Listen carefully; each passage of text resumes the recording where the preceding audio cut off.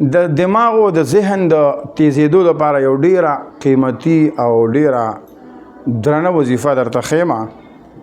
اکثر خلک وایي چې زموږ دا ماشوم د دې سبق وایي خو دماغ ډېر کمزوري دی جي په سبق کې سم چلیږي نه.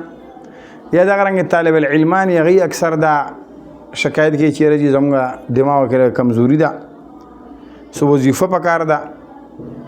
او عوام الناس هم اکثر د دماغ او تیزۍ باره کې خبره کوي چې یاره که مطلب داسې یو وظیفه میلاو شه چې الله پاک زموږ د دماغ تیز کړي، اکثر موږ نه خبره هېرېږي. نو ما یو ډیره قیمتي وظیفه د سندل بابا جي نه اخیسته وه چې تقریبا دغه 130 سال عمر و.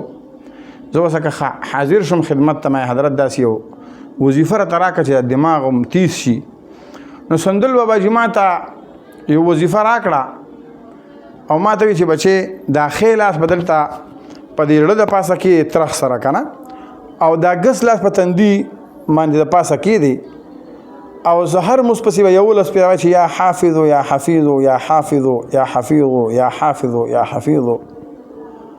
او دغه رنګې بیا د ماښام د مونځ نه پس به هم ځان له په دغه طریقه باندې دا ښی لاس په زړه د پاسه او ګس لاس په تندي د پاسه کېدی، او دا به وایي چې یا حافظو یا حفیظو یا حافظو یا حفیظو 11 پیره. نو الله تبارک وتعالی به ستا دماغ ښه کړي او فایده پکې دا هغوی بیان کړه. دې سره چې کوم دی نو چې کوم سبق انسان ته یاد نه هغه ورته الله پاک زر یاد کی، او چې کوم ورته یاد شي هغه ته بیا الله پاک یېری نه بلکې الله پاک ورته یاد وساتي. نو بهر کې ډېره قیمتي وظیفه ده او د هغې اهتمام که تاسو وکړو نو انشاءالله چې نتیجه به ډېره اعلی او ډېره بهتري وي.